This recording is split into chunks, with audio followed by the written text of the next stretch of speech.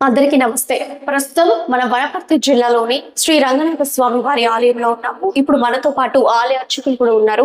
ఈ యొక్క టెంపుల్ యొక్క స్టోరీ ఏంటి, విశిష్టత ఏంటి, ప్రత్యేకత ఏంటి అనేటువంటి విషయాలు మనం అర్చకులను అడిగి తెలుసుకునే ప్రయత్నం చేద్దాం. రైట్. హలో అండి, నమస్తే. మీ పేరండి? స్వామి. మీరు ఈ ఆలయంలో ఎన్ని సంవత్సరాల నుంచి అర్చకులుగా పనిచేస్తున్నారు? మా పూర్వీకుల నుంచి చేస్తున్నాం. ఇప్పుడు స్పెషల్ గా అందరూ ఈ టెంపుల్ కి రావడానికి అసలు ఈ టెంపుల్ కు ఉన్న విశిష్టత ఏంటి, స్పెషాలిటీ ఏంటిది? మనం దేవాలయ చరిత్ర తెలుసుకోవాలి అంటే సవ్యం బాదం సార్య స్థితహితారం దక్షిణం గుంచయిత్వా జానున్యాదాయ సవ్యేతరమితర భుజే నాగభోగే నిధాయ పశ్చాత్ బాహుత్వయేన ప్రతిభటశయనే ధారయన్ శంఖచక్రే దేవీ భూతాదిష్ణో జనేతాం శర్మ వైకుంఠనాథ. స్వామివారు వైకుంఠనాథుడు అని పేరు. సాక్షాత్తు రంగనాథుడు అంటే విష్ణుమూర్తే. వైకుంఠంలో బాల సముద్రంలో శేషశయనం పైన యథావిధిగా పండుకొని ఉంటాడు. పాదాల దగ్గర శ్రీదేవి భూదేవి అమ్మవారిని ఎలా వెలుస్తుంటారో ఆ స్వామివారే మనం ఇక్కడ చూస్తున్నటువంటి రంగనాథుడు. రంగనాథుడు కృతే రంగనాథస్య త్రేతాయాం రఘునందన ద్వాపరే వాసుదేవస్య కలవు వెంకటనాయక అన్న ఆధారంగా ఈ రంగనాథుడు కృతయుగం నుంచి తరతరాలుగా వస్తున్నటువంటి రంగనాథుడు.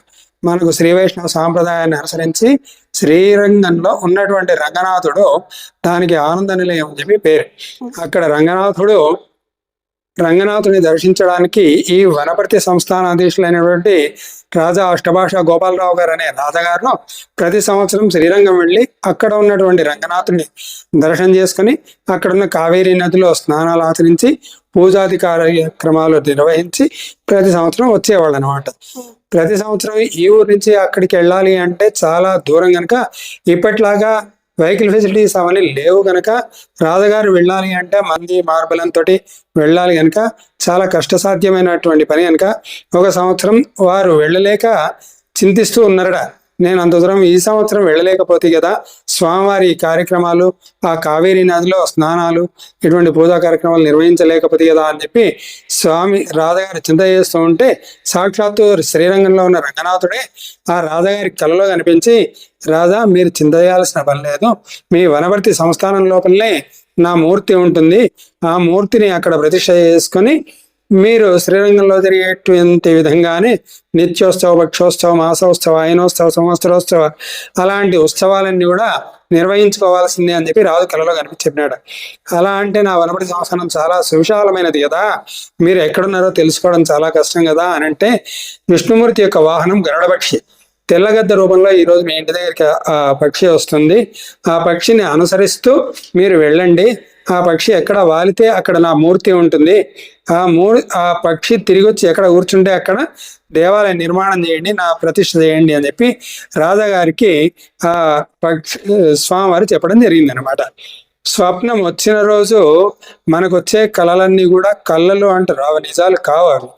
కానీ మహాత్ములకు మహాపురుషులకు వచ్చిన కళలు నిజమైతే అనమాట. ఆ రాజాగారు స్వప్నం వచ్చిన రోజు వనపర్తిలో పాలిటెక్నిక్ కాలేజ్ అని ఉంది, అదే కృష్ణదేవరాయ బిల్డింగ్ అంటారు, మా రాజగారి సంస్థాన బిల్డింగ్ అది.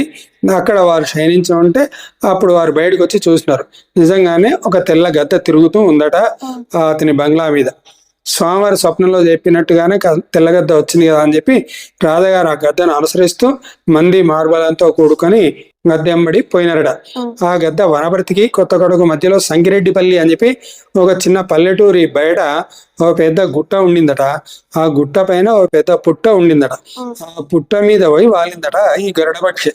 స్వామివారు ఇక్కడనే ఉన్నారో ఏమో అనుకొని ఆ పుట్టను గడ్డబాలతో తవ్వితే మళ్ళీ మూర్తికి ఎక్కడ భిన్నమవుతుందో దెబ్బ తగులుతుందో అన్న బాధతోటి ఆ పుట్టను 1108 పాల కలశాలతోటి కరిగించి చూస్తే మనం ఇప్పుడు చూస్తున్నటువంటి మూలమూర్తి శశంక చక్రం, సక్రీటకుండలం, సపీత వస్త్రం, సరసీరేక్షణం, సహార వక్షస్థల శోభిగోత్సవం, నమామి విష్ణుం శిరసా చతుర్భుజం అంటూ స్వామివారు 4 చేతులు కలిగి ఉన్నటువంటి, 2 చేతుల్లో శంగు చక్రాలు ధరించినటువంటి, ఒక చెయ్యి తల కింద ఒక చెయ్యి అభయస్థంతో ఉన్నటువంటి స్వామివారు పాదాల దగ్గర ఇద్దరు శ్రీదేవి భూదేవి అమ్మవార్లు 5 తలల శేషపడి మీద శయనించి ఉన్నటువంటి మూర్తి మనకు అక్కడ దర్శనం ఇచ్చింది. ఆ స్వామిని జాగ్రత్తగా బండి మీద ఎక్కించుకొని జాగ్రత్తగా వస్తే ఆ గద్ద తిరుగుతూ వచ్చి ఈ ప్రాంతాన్ని చూపించింది. గద్ద ఈ ప్రాంతాన్ని చూపించింది కనుక ఈ గుట్టకు గరుడాద్రి అని చెప్పి నామకరణం చేయడం. తర్వాత మొట్టమొదట ఈ ఊర్లో కొరివిపాడు అని చెప్పి ఒక చిన్న పల్లెటూరు ఉండిందడ. ఆ రంగడు రావడం మూలంగా ఈ ఊరికి శ్రీరంగాపురం అని చెప్పి పేరు మార్చడం జరిగింది. అంతేకాకుండా శ్రీరంగంలో మధ్యలో శ్రీవారి కోవెల ఉండడం, దాని చుట్టుముట్టు కావేరీ నది ప్రవహిస్తూ ఉండడం కనుక మనకి నదీ సౌకర్యం లేదు కనుక రాజులు చెరువు నిర్మాణం చేసి దానికి రంగసముద్రం అని చెప్పి ఏర్పాటు చేయడం. ఆ రంగసముద్రం వల్ల సాగునీరు తాగునీరుకు ఉపయోగపడేటువంటి వనపర్తి సంస్థానం రాజులు ఎప్పుడైనా కానీ విద్యకు వ్యవసాయానికి ఎక్కువ ప్రిఫరెన్స్ ఇవ్వడం జరిగింది. వెనకటి కాలంలోనే వాళ్ళు ఒక ప్రింటింగ్ ప్రెస్ అంటే ముద్రాశాలను ఏర్పాటు చేసి అనేక రకాలైనటువంటి వేద గ్రంథాలు, చాలా పురాణానికి సంబంధించినటువంటి పుస్తకాలను కూడా వాళ్ళు ముద్రించడం, ప్రచారం చేయడం ఇట్లా వేదవాంగ్మయాన్ని, అటు భక్తిని, ఇటు వ్యవసాయాన్ని సమతుల్యంగా పాలిస్తూ వచ్చేటువంటి రాజులు కనుక అట్లా ఈ ప్రతిష్ఠ చేసి అది పాలన శుద్ధ పౌర్ణమి రోజు అంటే పుబ్బా నక్షత్రాన్ని ఆధారంగా చేసుకొని ఇక్కడ బ్రహ్మోత్సవాలు ఆ రోజు నుంచి తరతరాలుగా బ్రహ్మోత్సవ కార్యక్రమాలు. ఈ బ్రహ్మోత్సవాలు శ్రీ పాంచరాత్రాగమ శాస్త్ర ప్రకారంగా అవి పాత్మ సంహిత ఆధారంగా కొన్ని పుస్తకాల వాటి ఆధారంగా ఇక్కడ బ్రహ్మోత్సవాలు నిర్వహణ చేయడం జరుగుతుంది. అయితే కొన్ని ఊళ్ళలో నవాన్నిక 9 రోజులు చేయడం జరుగుతుంది. ఇక్కడ వాళ్ళ ఆర్థిక ఇదిని బట్టి ఏకాన్నికం, త్రయాన్నికం, నవాన్నికం అట్లా చేయడం. అంటే 1 రోజు జాతర, 3 రోజుల జాతర, 5 రోజులు, 9 రోజుల జాతర, ఇలా ఈ విధంగా ఇక్కడ 9 రోజుల జాతర నిర్వహించడం ఆనవాయితీగా వస్తుంది అనమాట. ఆ ఉత్సవాలలో భాగంగా 5 రకాల వెండి వాహనాలను కూడా తిరువీధి ఉత్సవాలలో స్వామివారు అవి శేషవాహనం, గరుడ వాహనం, పంచశేషవాహనం, అశ్వవాహనం, గజవాహనం, ఇదే కాకుండా సూర్యచంద్ర వాహనాలను కూడా శ్రీవారు త్రివేది ఉత్సవాలు చేస్తూ ఉంటారు అనమాట.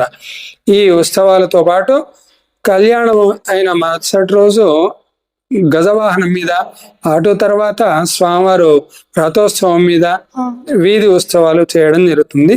ఆ రథోత్సవం అయిన మొదటి రోజు పార్వేట ఉత్సవంగా మనం అశ్వవాహనం మీద, గుర్రవాహనం మీద శ్రీవారు త్రివేది ఉత్సవాలు చేయడం. అదైన మరుసటి రోజు పుష్పయాగం, అవభృత స్నానం అని చెప్పి బ్రహ్మోత్సవాలు అక్కడితో ముగుస్తుంది. ఆ రోజు నుంచి ప్రారంభం చేసుకొని జాతర అని చెప్పి వచ్చిన భక్తుల కొరకు జాతర, మిఠాయి అంగళ్ళు ఇవన్నీ కూడా ఉగాది పండుగ వరకు 15 రోజుల జాతర ఘనంగా చేయడం జరిగింది. అంతేకాకుండా వైకుంఠ ఏకాదశి ఉత్సవాలు, దసరా ఉత్సవాలు, షమి ఉత్సవాలు అవన్నీ కూడా ఇక్కడ ఘనంగా చేయడం జరుగుతుంది. ఈ ఆలయంలో ప్రత్యేకించి ఏ సీజన్ లో భక్తులు ఎక్కువగా వస్తుంటారు? భక్తులు రేపు వైకుంఠ ఏకాదశి డిసెంబర్ 23కు వైకుంఠ ఏకాదశి అని ఉంది. ఆ రోజు చాలా భక్తులు రావడం జరుగుతుంది. అంతేకాకుండా ఆ వైకుంఠ ఏకాదశి మొదలుకొని 10 రోజులు కూడా అధ్యయనోత్సవాలు అని చెప్పి జరుగుతాయి. ఆ అధ్యయనోత్సవాల్లో కూడా భక్తులు అధిక సంఖ్యలో రావడం. చివరి రోజు గరుడ సేవ వాహనంతో స్వామివారి త్రివేది ఉత్సవాలు చేస్తూ ఆ రోజు నమ్మాళ్వారి పరమపదోత్సవం అని చెప్పి చేయడం జరుగుతుంది. ప్రత్యేకించి ప్రత్యేకమైన రోజులే కాకుండా రోజు వారిలా చూసుకుంటే సుమారు ఎంతమంది భక్తులు ఆలయానికి దర్శనానికి వస్తుంటారు? సుమారుగా ఉదయం నుంచి మా కోవిల ఉదయం 6 గంటలకు విశ్వరూప సేవతో ప్రారంభమవుతుంది.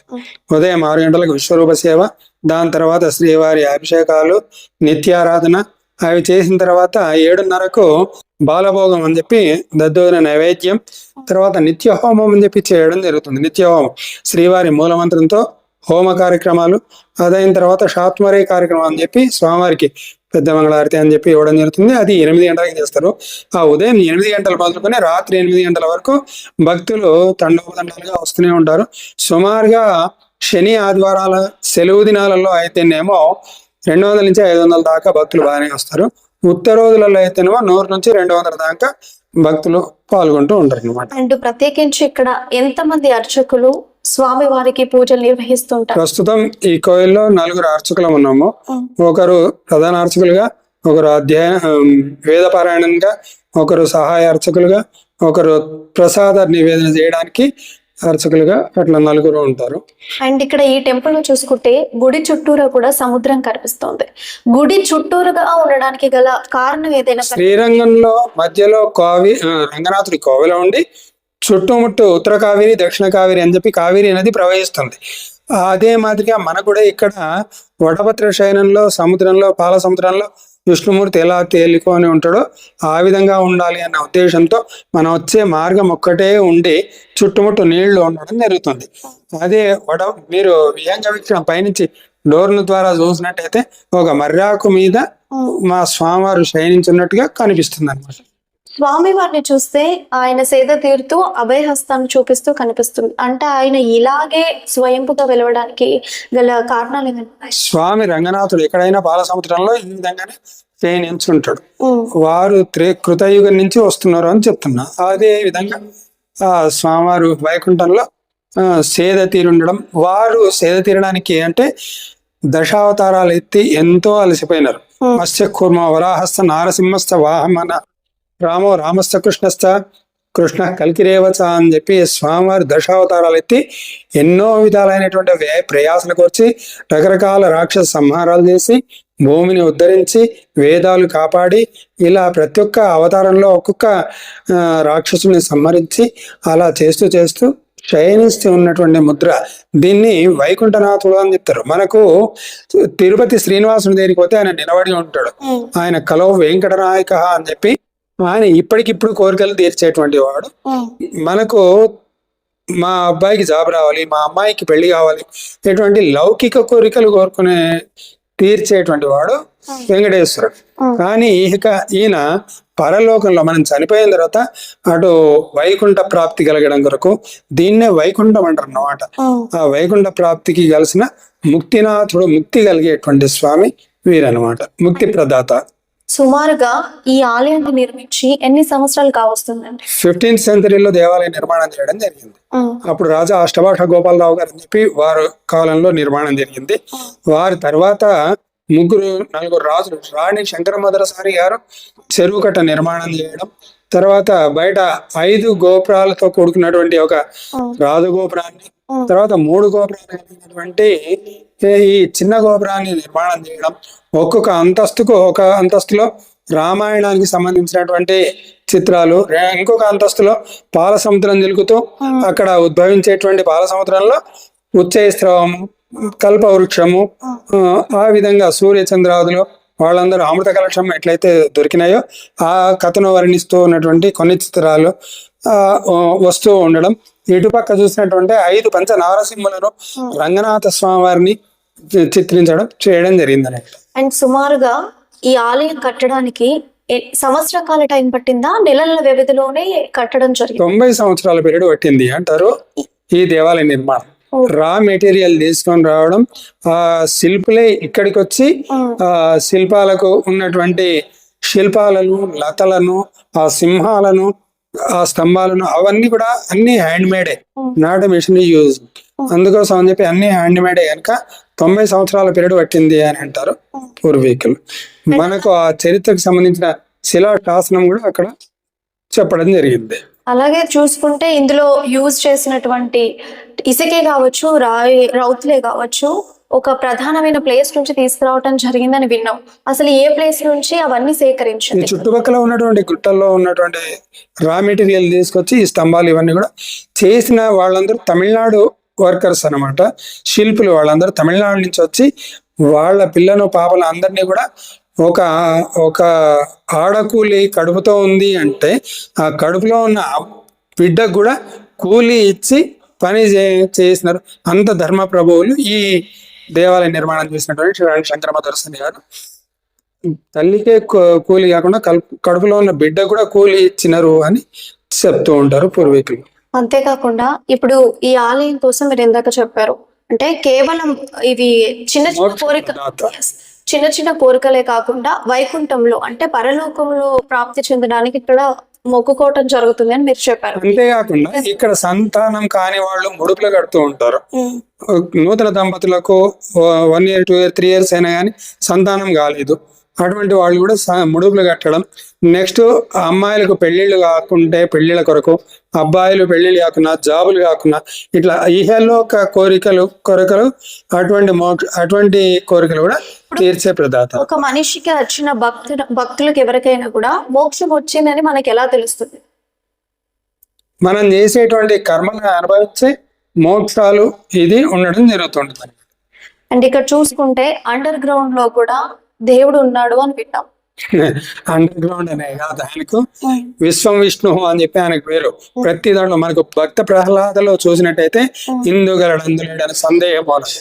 ఆ విధంగా ఇక్కడ చూసినా మనకు ఉంటాడు. అండర్ గ్రౌండ్ లోనే ఉన్నాడు అని కాదు, అండర్ గ్రౌండ్ లో రాజగారి తెచ్చిపెట్టినటువంటి తంజావూరు పెయింట్స్, మా పచ్చలు పగడాలు మాణిక్యాలతో పొగిడినటువంటి వజ్ర వైడూర్యాలతో పొదిగినటువంటి చిత్రాలు. ఇప్పుడు అంత విలువైన వస్తువులు టెంపుల్ లో ఉన్నప్పుడు ఒక్కసారి కూడా ఇక్కడ దొంగతనాలు ఏమైనా జరగటం? దొంగతనాలు జరిగినా కూడా మా వస్తువులు మాకు రావడమే కాకుండా పక్క దేవాలయాల వస్తువులు కూడా దొరికిచ్చినటువంటి మహిమ కలిగినటువంటి మా రంగనాథుడు. దొరికిన దొంగలకి ఆ దేవుడు ఏ విధంగా శిక్ష విధించాడు? రంగనాథుడు ఒకసారి స్టోర్టిపురం దొంగలు ఇక్కడ దొంగతనం చేయడానికి వచ్చినారు. స్వామివారికి వెండి తలుపులు ఉండినాయి, ప్రతిదీ వెండి బిందులు, వెండి వస్తువులు అన్ని ఉండినాయి. అవన్నీ కూడా స్టోర్టిపురం దొంగలు ఒకసారి దొంగతనం చేయడం, వాళ్లకు ఇక్కడ ఉన్నటువంటి సెక్యూరిటీ గార్డులకు కళలో కనిపించడం, వాళ్ళని ఎమ్మడే పట్టుకుని రావడం, శిక్షించడం, అవన్నీ కార్యక్రమాలు జరిగింది అనమాట. మా వస్తువు మాకు దొరకడమే కాకుండా పక్క దేవాలయాల వస్తువులు కూడా దొరికితే వాళ్ళకు కూడా ఇచ్చేయడం కూడా జరుగుతుంది. మీరు గత కొన్ని సంవత్సరాల నుంచి ఇక్కడ ఆలయ అర్చకులుగా పనిచేస్తూ వస్తున్నారు.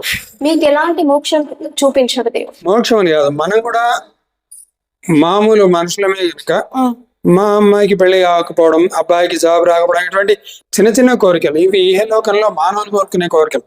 అవి కూడా ఎట్టి కష్టం వచ్చినా కూడా రంగా అని కోరుకుంటే చాలు, విత్ ఇన్ డేస్లలో మేము కోరికిన కోరికలు నెరవేరుతూ ఉన్నాయి. ఇప్పటికి కూడా ఆయన కళ్ళలో కనిపించి సాక్షాత్తుగా మేము కోరిన కోరికలు తీరుస్తూనే ఉన్నాం. మీకు దేవుడు కళ్ళు కనిపిస్తూ ఉంటారు సాక్షాత్తుగా. వచ్చినప్పుడల్లా ఆయన ఏం చెప్తూ ఉంటారు మీకు?